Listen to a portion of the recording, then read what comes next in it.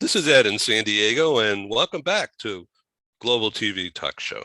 Our very special guest today is based in the Mid-Atlantic states of USA, Heazel Trimer. And she is a longtime professional in the field of people management and especially finance and technology. I'm going to read some of this stuff. From background, I see that you have been an innovator, a global thinker, particularly about talent things, about scaling an operation, and that you are a tenacious person. Yeah. One of the things I mentioned, that I saw that jumped out at me was you are involved in or have been involved in process optimization and leading to mastering of performance cycle time. In other words, you take a big project and you get it done within a contract period. That is a unique skill, project management, and that's a really good thing. Now, relating to your current position, program vendor management and contracting and process mapping. So Heazel, we're in the end of June. This is 2022. The pandemic is still there, but it's kind of melting away. And many people are medicated or have some kind of immunity. So life is beginning to turn back to normal, whatever the new reality is going to be called. So many things are changing. Not only people are quitting jobs and changing jobs, or they're working from Aruba or from Vermont, but our Appalachian Mountains, who knows?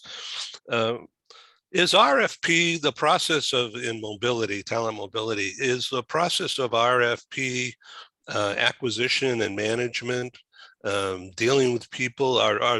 Are people educated about how to do RFPs like they were a few years ago, or has the whole thing changed?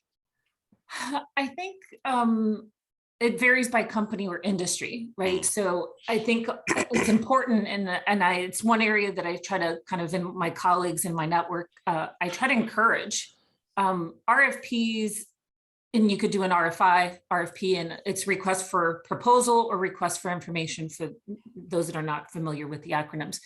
I think it's a critical component of keeping abreast to having a very progressive and evolving program. If you are dormant and you're not checking the market, right, having a nice pulse on the market and what are the new vendors coming up, what are the established vendors doing to stay current, all of those are great questions, but you will not find that out unless you do an RFI or an RFP. And I find that most people that talk about this space, you have that assortment. You have those that have done it multiple times, that partner with procurement, that really embed a good foundational structure before they even, kick off the process. Or those that have really kind of stuck to one vendor for 20 years and are not as sure about how to approach it. But it's something that it's critical. I feel like it's important.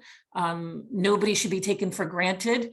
And I think some vendors take their clients for granted.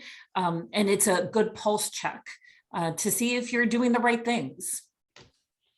Do you have in consultations and communications with the vendor or vendors,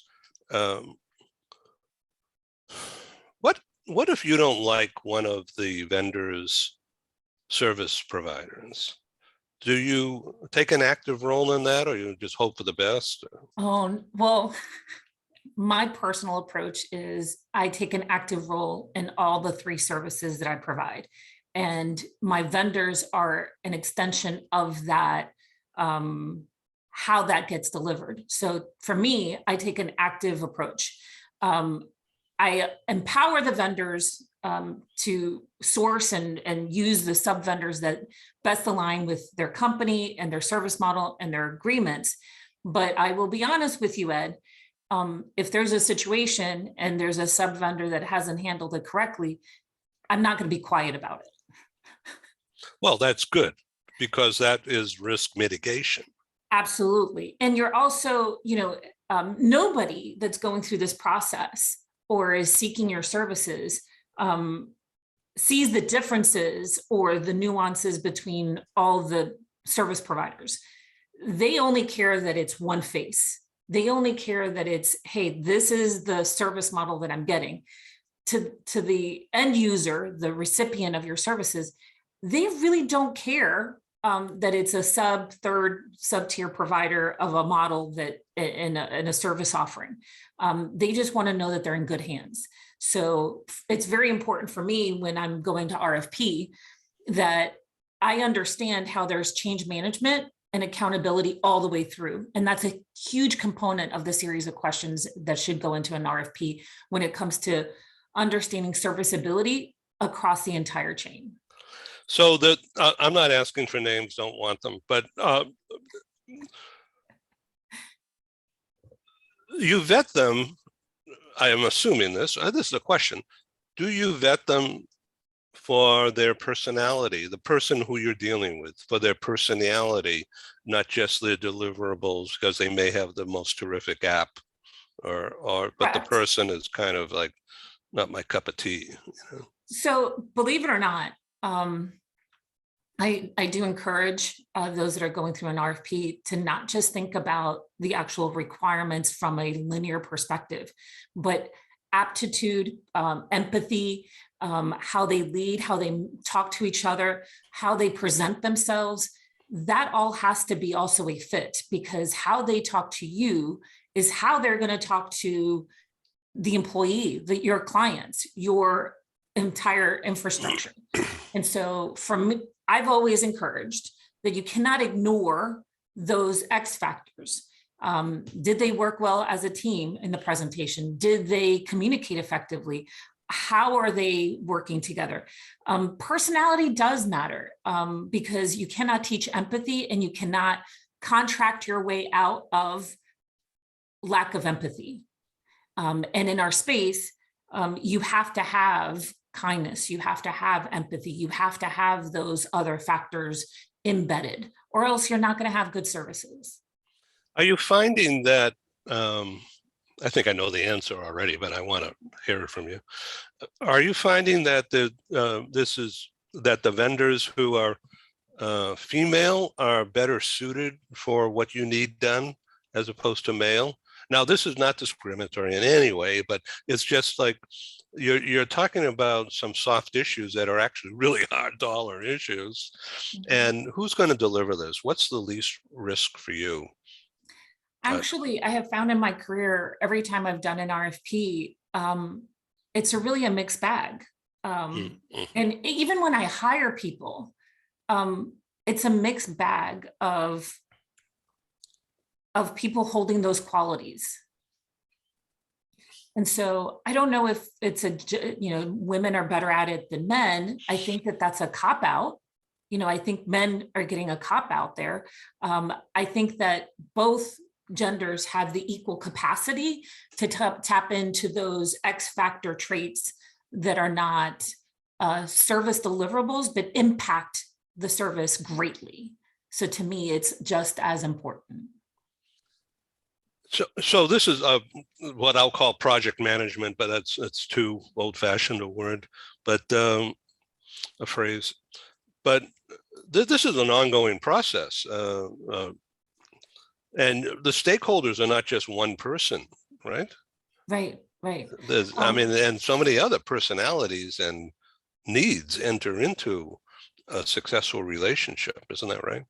Absolutely. So, I have found over time that the vendor relationships that are open, transparent, accountable, they're the ones that last the longest.